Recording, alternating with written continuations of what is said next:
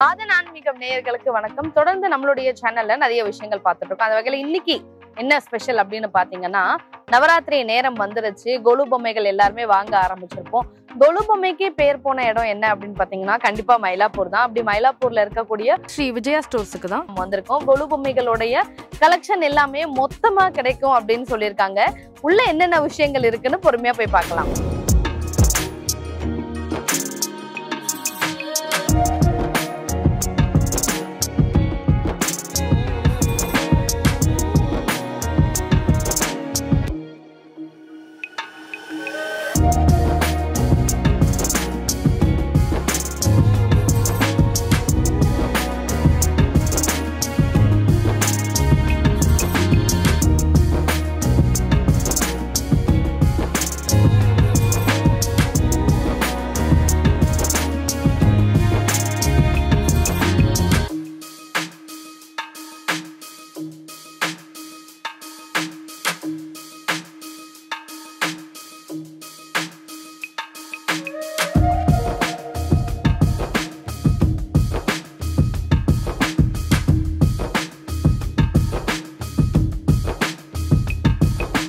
வீட்டுல கொலு வைக்கிறோம் அப்படின்னாலே கொலு படி தான் ரொம்ப முக்கியம்.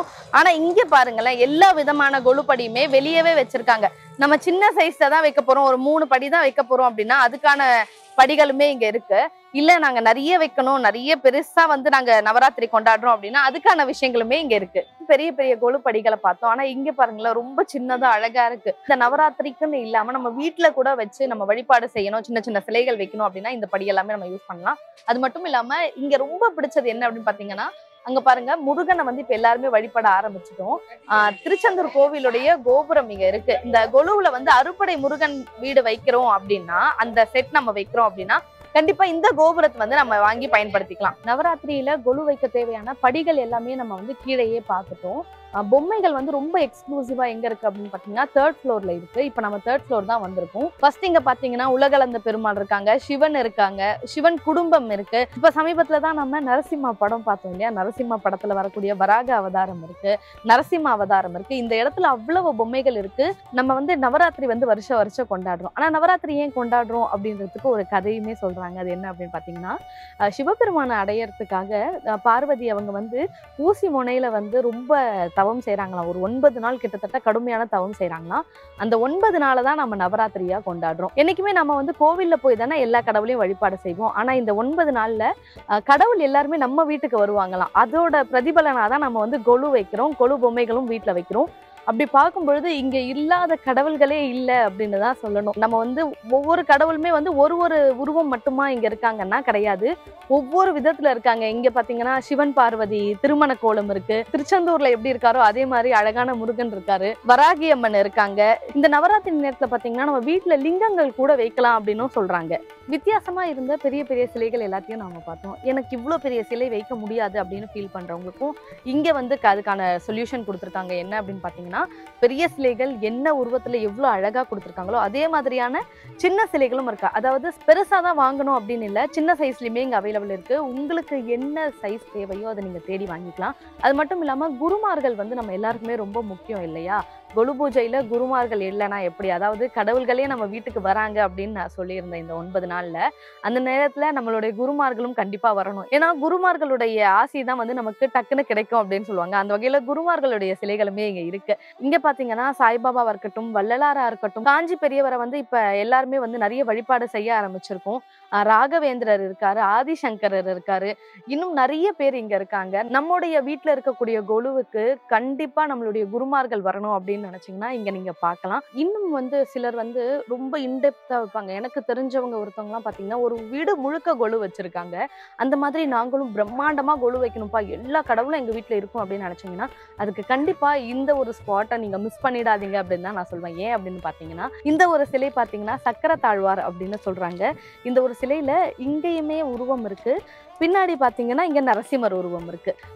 இந்த மாதிரியான சிலைகள்லாம் வந்து கொஞ்சம் வெளியே கிடைக்கிறது கஷ்டம் தான் அப்படின்னு நான் நினைக்கிறேன். முன்னரே நான் சொல்லியிருந்த மாதிரி தான் ரொம்ப எக்ஸ்க்ளூசிவான சிலைகள் வந்து கண்டிப்பா இங்க இருக்கு. ஏன் அப்படின்னு சொல்றேன்னு பாத்தீங்கன்னா, இந்த ஒரு வடிவம், அதாவது கண்ணப்பருடைய கதை நம்ம எல்லாருக்குமே தெரியும் இல்லையா? இந்த ஒரு வடிவம் பெருசா சிலைகள்லாம் நான் எங்கேயுமே பார்த்ததில்ல. எனக்கு இந்த ஒரு விஷயத்த பார்க்கும்பொழுதும் ரொம்ப சந்தோஷமா இருந்தது. ஏன் அப்படின்னா, நம்மளுடைய புராண கதைகள் எல்லாமே வந்து மக்களுக்கு தெரிய வைக்கணும். படிச்சு தெரிஞ்சுக்கணும் அப்படின்னா மக்கள் யாருமே பெருசா இன்ட்ரெஸ்ட் காட்ட மாட்டாங்க. ஆனா இந்த மாதிரி கொலு டைம்ல பாத்தீங்கன்னா, நம்ம இந்த மாதிரியான விஷயங்களை சிலைகளா காட்டும் பொழுது, நம்ம அந்த கதைகளை சொல்லும் பொழுது சீக்கிரமா வந்து குழந்தைகளுக்கு புரியவும் வச்சிடலாம். சின்ன வயசுல இருந்தே நம்ம பார்த்தோம் அப்படின்னா 90s கிட்ஸ் எல்லாருக்குமே தெரியும், மரப்பாச்சி பொம்மை ரொம்ப ஃபேமஸ்.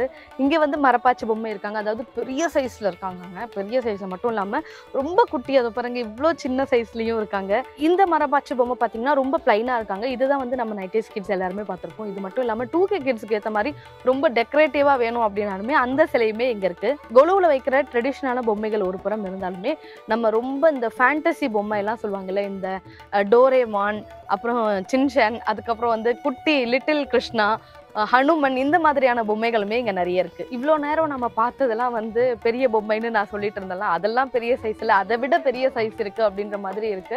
இங்க பாருங்க எல்லா பொம்மையுமே வந்து அவ்வளோ பெருசா இருக்கு. நமக்கு பார்க்கும் பொழுதே கோவில்களுக்கு போனா நமக்கு என்ன சைஸ்ல இருக்குமோ அந்த சைஸ் கூட இங்க இருக்கு. பாருங்க மயிலோட எவ்வளவு அழகா இருக்காரு. மதுரை மீனாட்சி அம்மன் இருக்காங்க. நமக்கு ராமருடைய சிலை இங்க இருக்கு. அது மட்டும் இல்லாம கையில கரும்போட இருக்கக்கூடிய காமாட்சி அம்மனும் இருக்காங்க. அதுக்கப்புறம் மாரியம்மன் இருக்காங்க. சமயபுரத்துல மாரியம்மன் எப்படி இருப்பாங்களோ அதே மாதிரி இருக்காங்க. பக்கத்துல வந்து புவனேஸ்வரி அம்மன் இருக்காங்க. இந்த சிலைகள் எல்லாம் எவ்வளவு டீடைலிங் இருக்குன்னு பாருங்களேன். அந்த ஒரு சின்ன பிறை நிலவு கூட டீடைலிங்கா கொடுத்துருக்காங்க. நம்ம வந்து கோவில்ல என்ன உருவத்துல நம்ம பார்ப்போமோ அந்த உருவத்தை அப்படியே நம்ம வீட்டுக்கு கொண்டு வரலாம். கும்பாபிஷேகம் அப்படின்னா நம்ம எல்லாருக்குமே ரொம்ப வந்து ஒரு ஸ்பெஷல் டைம் அப்படின்னு சொல்லுவாங்கல்ல, அந்த ஒரு மொமெண்ட்டை கூட நம்ம வீட்டுக்குள்ள கொண்டு வரணும் அப்படின்றதுக்காக எவ்வளவு அழகா வச்சிருக்காங்க பாருங்க. இது வந்து ஒரு விநாயகர் கோவில் செட்டப்ல இருக்கு. இந்த விநாயகர் கோவில்ல கும்பாபிஷேகம் நடக்குது. இங்க இவ்வளவு பேர் இருக்காங்க. இதுல கும்ப தண்ணி எடுத்துட்டு வரவர் கூட இருக்காரு. அதே மாதிரி திருப்பதி கோவில்ல கும்பாபிஷேகம் நடந்தா எப்படி இருக்குமோ அந்த விஷயத்த வந்து நம்ம கண் முன்னாடி இங்க கொண்டு வந்திருக்காங்க. கும்பாபிஷேகம்னா கோபுரம் மேல ஏறதுக்கு ஒரு ஏணி இருக்கும் இல்லையா, அந்த ஏணி முதற்கொண்டு இங்க இருக்கு. இந்த 3rd ஃப்ளோர்ல ஒரு ரோ ஃபுல்லாவே இந்த மாதிரி ஒரு கதையை வந்து சொல்றதுக்கான விஷயமாவே தான் வச்சிருக்காங்க பொம்மைகளை. அந்த பொம்மைகள் என்னென்ன அப்படின்னு சொல்லிட்டு ஒன்னொன்னா பார்க்கலாம். மகாபாரதம் வந்து நம்ம எல்லாருக்குமே தெரியும். ஆனா மகாபாரதத்தோட நிறைய விஷயங்களை சிலைகளாவே நம்மளால இங்க பார்க்க முடியுது. இங்க பாத்தீங்க அப்படின்னா பாஞ்சாலிக்கு கல்யாணம் ஆயிருக்கும் இல்லையா, அந்த ஒரு ஸ்டோரியை வந்து சிலையா வச்சிருக்காங்க. பார்க்கும் பொழுதே அந்த இடத்துல என்ன நடந்திருக்கும் அப்படின்றத நம்மளால யூகிக்க முடியுது. நமக்கு வீட்டுல இருக்கக்கூடிய குழந்தைங்க எல்லாருக்குமே வந்து ராமாயணம் சொல்லி கொடுக்கணும் அப்படின்னு நமக்கு ஒரு ஆசை இருக்கும். ஆனா குழந்தைங்களுக்கு வந்து அதை பொறுமையா உட்காந்து கேட்கறதுக்கான பக்குவம் இருக்காது. ஆனா நீங்க உண்மையாவே சொல்றேன், இங்க வந்தீங்க இந்த கடையில பாத்தீங்கன்னா அப்படியே ஒரு ராமாயணம் ஸ்டோரியை ஃபுல்லா வச்சிருக்காங்க. எவ்வளவு அழகா இருக்கு பாருங்க. நான் இப்ப உங்களுக்கு அந்த ஸ்டோரி அப்படியே சொல்றேன் பாருங்க. ஃபர்ஸ்ட் வந்து ராமருடைய அப்பா இருக்கார் இல்லையா தசரதன், அவருக்கு வந்து குழந்தை இல்லாம இருக்கு. ஒரு யாகம் செய்யறாங்க. அந்த யாகத்துக்கான ஒரு பொம்மை இருக்கு. அதுக்கு அடுத்து பாத்தீங்கன்னா அந்த யாகத்தின் விளைவா வந்து ராமர் பிறக்கிறாரு. ராமருடைய ஜனனம் பொம்மை இங்க இருக்கு. அதுக்கு அடுத்து பாத்தீங்கன்னா ராமர் வந்து குருகுலம் போயிட்டு படிப்பாரு இல்லையா, அந்த காலத்துல குருகுலம் போய் தான் படிப்பாங்க. அப்படி குருகுலம் போய் பயிற்சி செய்யறதுக்கான விஷயமும் இருக்கு. ராமர் வந்து வில்லம்பு உடைப்பாங்க இல்லையா, அந்த ஒரு செட்டுமே இருக்கு. அதுக்கடுத்து அவர் வில்லம்ப உடைச்சு சீதையை கல்யாணம் செய்யறாரு, சீதைய திருமணம் செய்யறாரு. அதுக்கப்புறம் ஜடாயுக்கு மோட்சம் கிடைக்குது. அகலிகை அவங்களுக்கும் வந்து ஒரு மலையா இருப்பாங்க, அவங்களுக்கு வந்து ராமன் வந்து மோட்சம் கொடுப்பாரு. அந்த ஒரு இதுவும் இருக்கு. அதுக்கடுத்து சஞ்சீவி மலை, அதாவது லக்ஷ்மணனுக்கு அடிபட்டுடும், என்ன செய்யறதுன்னு தெரியாம இருக்கும்போது ஹனுமன் போயிட்டு சஞ்சீவி மலையை கொண்டு வருவார் இல்லையா, மூலிகை இருக்க சஞ்சீவி மலை, அந்த ஒரு செட்டுமே இங்க இருக்கு. ரொம்ப அழகா இருக்கு. அடுத்து வாலிக்கு மோட்சம் கொடுத்தது இருக்கு. அதுக்கடுத்து சூர்பனகையோடைய மூக்கு அறுபடும் இல்லையா, இந்த ஒரு பொம்மை செட்டுமே இங்க இருக்கு. ராவணனை வந்து சம்ஹாரம் செய்ததுக்கு அப்புறமா ராமன் வந்து ராமேஸ்வரம் போயிட்டு சிவ பூஜை செய்வார் இல்லையா, அந்த ஒரு செட்டுமே இங்க இருக்கு. தூதுவனா வந்து அனுமன் வந்து ராவணன் கிட்ட போவார் இல்லையா, அந்த ஒரு செட்டுமே இங்க இருக்கு. இதுக்கு அடுத்து பாத்தீங்கன்னா ராவணன் வந்து கடுமையா தவம் செய்து சிவ பூஜை செய்து சிவனுடைய அருள் வாங்குறாரு இல்லையா, அந்த ஒரு அமைப்புமே இங்க இருக்கு. அதுக்கு அடுத்து ராமர் பாலம் கட்டுற ஒரு அழகான இது இருக்கு இல்லையா, வானரங்கள் வந்து கல் எடுத்து கொடுக்க ராமர் பாலம், இந்தியாவுக்கும் இலங்கைக்கும் ராமர் பாலம் கட்டுவாங்க இல்லையா, அந்த ஒரு அமைப்பும் இருக்கு. அதுக்கு அடுத்து பாத்தீங்கன்னா கும்பகர்ணன், நம்ம படத்துல சீரியல்லாம் எப்படி கும்பகர்ணனை பார்ப்போமோ அதே மாதிரி கும்பகர்ணனை பார்க்கும்பொழுது இங்க இருக்கு. என்ன அப்படின்னு பாத்தீங்கன்னா, கும்பகர்ணன் படுத்துட்டு இருக்காரு. அவர் பக்கத்துல ஃபுல்லா சாப்பாடு ஐட்டம்லாம் இருக்கு. எல்லாரும் யானையில வந்து அவரை எழுப்புவாங்க இல்லையா, அந்த ஒரு அமைப்பு ரொம்ப அழகா இருக்கு. அதுக்கு அடுத்து பாத்தீங்கன்னா ராமன் ராவணனுடைய போர் இங்க கொடுத்திருக்காங்க. அதுல வந்து ராமன் வந்து வதம் செய்யற காட்சியும் கொடுத்திருக்காங்க. அது மொத்த ராமாயணத்தையுமே வந்து இங்க ஒரு பொம்மையா கொடுத்திருக்காங்க. குழந்தைகளுக்கு நம்மளுடைய புராண கதைகளை சொல்ல முடியுமா அப்படின்னு கேட்டா கண்டிப்பா இந்த ஒரு பொம்மைகளை வந்து நம்ம வீட்டுல கொலுல வச்சோம் அப்படின்னா நம்மளால சொல்ல முடியும். அது மட்டும் இல்லாம வீட்டுல வைக்கக்கூடிய சின்ன சின்ன பொம்மைகள்லாம் அழகா வைப்பாங்க இல்லையா. இங்க பாருங்க 60ஆம் கல்யாணம் செட் இங்க இருக்கு. இதெல்லாம் நம்ம வந்து நினைச்சு கூட பார்க்க மாட்டோம். நம்ம கொலுல இதெல்லாம் ஆட் பண்ணணும்னு ஆசை இருக்கும். ஆனா இந்த பொம்மையெல்லாம் எங்க கிடைக்கும்னு நமக்கு தெரியாது இல்லையா. இங்க பாத்தீங்கன்னா 60ஆம் கல்யாணம் செட்டு, வெறும் கல்யாண செட்னு இல்லாம 60ஆம் கல்யாணம் செட் இருக்கு, ரிசப்ஷன் செட் இருக்கு, அதுக்கடுத்து சீமந்தம் செட்டு. ஒவ்வொன்றும் பாருங்களேன் இவ்வளவு யூனிக்கா தனித்தனியா வச்சிருக்காங்க. இப்ப கல்யாணம் இல்ல ரிசப்ஷன் அப்படின்னு ஒன்னா வைக்காம எல்லாத்துக்குமே தனித்தனியா கொடுத்துருக்காங்க. இது வந்து சீமந்தம் செட்டு அப்படின்னு சொல்றாங்க. அதுக்கடுத்து பாத்தீங்கன்னா சாப்பாடு பரிமாறுறது. நம்ம ஒரு தீமா வைக்கிறோம் நம்மளுடைய கொலுவை அப்படின்னா கண்டிப்பா இங்க வந்து எல்லாமே ஐட்டமே இருக்கு. ஏன் அப்படின்னு சொல்றீங்கன்னா சாப்பாடு பரிமாறுறது முதற்கொண்டு இருக்கு. இது மட்டும் இல்லாம கல்யாண செட்டு, அந்த காலத்துல எப்படி அழகா வாழை இலை தோரணம் எல்லாம் கட்டி கல்யாணம் பண்ணுவாங்களோ அந்த கல்யாண செட்டுமே இங்க இருக்கு. நான் வந்து இவ்வளோ நாளா இப்படி ஒரு இடத்த மிஸ் பண்ணிட்டோமே அப்படின்னு தான் தோணுது. ஏன்னா இந்த மாதிரியான பொம்மைகளை இது வரைக்கும் நான் பார்த்தது இல்ல. ஒரு பக்கம் அவ்வளோ தீமான பொம்மைகள் எல்லாமே வச்சிருக்காங்க. இந்த சைடு பாத்தீங்கன்னா உச்சி பிள்ளையார் கோவில், அதாவது அந்த கடப்பாறை இருக்கும் இல்லையா, அது கூட இங்க ரொம்ப மைனியூட்டா வச்சிருக்காங்க. உச்சி பிள்ளையார் கோவில் இருக்காங்க. அது கார்த்திகை பெண்கள் வந்து முருகர் பிறந்தவனே வளர்ப்பாங்க இல்லையா, அந்த ஒரு பொம்மையுமே இருக்கு. எவ்வளவு அழகான நம்மளுடைய புராணங்கள் எல்லாத்தையும் பொம்மையிலேயே சொல்ல முடியுமா.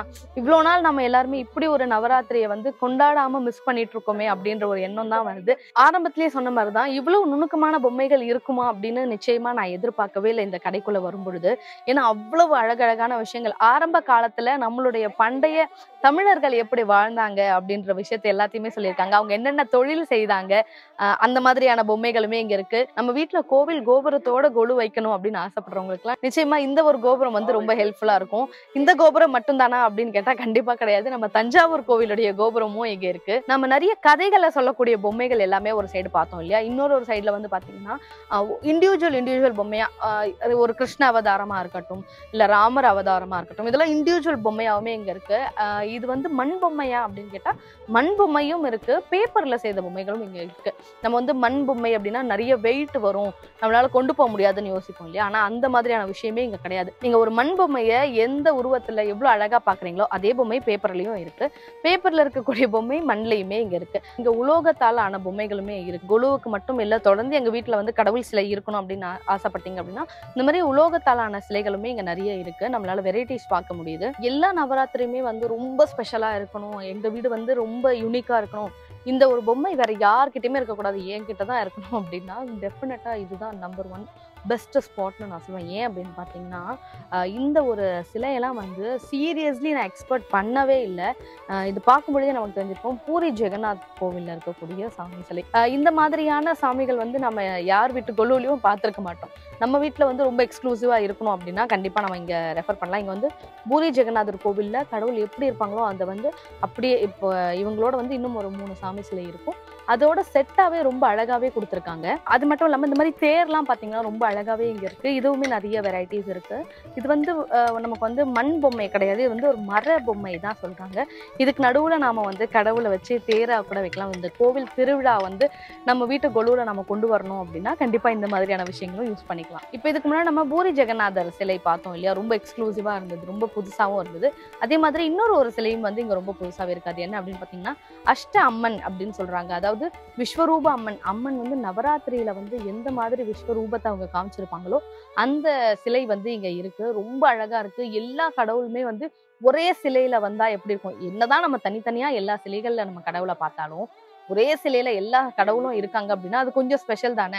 பார்க்கவுமே அவ்வளவு அழகா இருக்கு. 3rd ஃப்ளோர்ல பாத்தீங்க அப்படின்னா அவ்வளவு பொம்மைகளுக்கு பஞ்சமே இல்லை அப்படின்னு தான் சொல்லணும். யூஸ்வலா வைக்கக்கூடிய சிலைகள்ல இருந்து ரொம்ப எக்ஸ்க்ளூசிவா பூரி ஜெகநாதர் பொம்மை கூட நம்ம பார்த்தோம். இந்த நவராத்திரிக்கு வந்து இன்னுமே இந்த கடையில வந்து நிறைய விஷயங்கள் சொல்றாங்க. ஸோ 3rd ஃப்ளோர் ஃபுல்லா நம்ம வந்து எல்லாத்தையும் பார்த்துட்டோம். அவ்வளவு பொம்மைகள் ரொம்ப அழகா இருந்தது, எல்லாமே பார்த்தோம். அதுல எனக்கு ரொம்ப பிடிச்சமான பூரி ஜெகநாதர் சிலை வந்து நாங்க எங்களுக்காக வாங்கியிருக்கோம். உங்களுக்கு தேவையானதை கண்டிப்பா நீங்க இங்க வந்து பார்த்து வாங்கிக்கோங்க. அடுத்து நம்ம கிரவுண்ட் ஃப்ளோர்ல போயிட்டு என்னென்ன விஷயங்கள் இந்த நவராத்திரிக்கு தேவையானது இருக்குன்னு பார்க்கலாம். நவராத்திரிக்கு வெறும் சிலைகள் மட்டும்தான் இந்த கடையில வந்து அவ்வளோ இருக்கு அப்படின்னு நம்ம பார்த்தோம் அப்படின்னா, சிலை மட்டும் கிடையாதுங்க. நவராத்திரிக்கு தேவையான எல்லாமே இங்க இருக்கு அப்படின்னு சொல்லியிருக்காங்க. என்ன அப்படின்னு பாத்தீங்கன்னா, இப்ப நம்ம வீட்டுக்கு நவராத்திரி டைம்ல வந்து வருவாங்க இல்லையா, அவங்களுக்கு நம்ம கண்டிப்பா ரிட்டர்ன் கிஃப்ட் கொடுப்போம். நம்ம வீட்டுக்கு ஒருத்தவங்க வராங்க அப்படின்னா உங்களுக்கு ரிட்டர்ன் கிஃப்ட் கொடுக்காம நம்ம அனுப்ப மாட்டோம். ரிட்டர்ன் கிஃப்ட்டுக்கு தேவையான எல்லா ஐட்டமும் இங்க இருக்கு. ரிட்டர்ன் கிஃப்ட்ல இவ்வளோ வெரைட்டி இருக்குமான்னு நம்மளால எக்ஸ்பெக்ட் பண்ணவே முடியாது. ஏன்னா அவ்வளோ வெரைட்டிஸ் இருக்கு. நம்ம சின்ன சின்ன விஷயங்கள் கொடுப்போம் இல்லையா, அந்த மஞ்சளா இருக்கட்டும், குங்குமமா இருக்கட்டும், ஒரு சில பேர்லாம் இந்த கண்ணாடி, சீப்பு, இந்த கம்பல்லாம் கூட கொடுப்பாங்க. அவ்வளோ ஐட்டம் இருக்கு. பூஜை அறைக்கு தேவையான எல்லாமே இங்க எக்ஸ்க்ளூசிவா இருக்கு. அது மட்டும் இல்லாம ஒரு முறை நீங்க இந்த கடைக்கு வந்து பாத்தீங்கன்னா தெரியும், ரிட்டர்ன் கிஃப்ட்ல இவ்வளோ ஐட்டம் இருக்குமா, அதுவும் பட்ஜெட் ஃப்ரெண்ட்லியா அப்படின்னு தான் யோசிப்பீங்க. இதெல்லாம் பாருங்க எவ்வளவு அழகா இருக்கு. கண்டிப்பா இதெல்லாம் வந்து ரிட்டர்ன் கிஃப்ட் ப்ராடக்ட் தான். நம்ம வீட்டுக்கு வராங்க அப்படின்னா ஒரு மெமரியா நம்ம திருப்பி கொடுக்கணும் அப்படின்னும் பொழுது இது எல்லாமே கண்டிப்பா யூஸ் பண்ணிக்கலாம். குங்கும சிமிழ் அப்படின்னு சொல்லுவாங்க இல்லையா, குங்குமம் மஞ்சள் வைக்கிறது, அதுவுமே ஆக்சுவலி இதுவுமே ஒரு ரிட்டர்ன் கிஃப்ட் ப்ராடக்ட் தான். இந்த மாதிரி நிறைய ரிட்டர்ன் கிஃப்ட் ப்ராடக்ட் இருக்கு. நம்மளுடைய பண்பாடே என்ன அப்படின்னு பாத்தீங்கன்னா, வரவங்களுக்கு வந்து கண்டிப்பா அன்னம் கொடுக்கணும் அப்படின்னு சொல்லிட்டு காசியில அன்னலட்சுமி தான் ரொம்ப ஃபேமஸ் இல்லையா. இங்க அன்னலட்சுமி சிலை கூட ரொம்ப அழகா இருக்கு.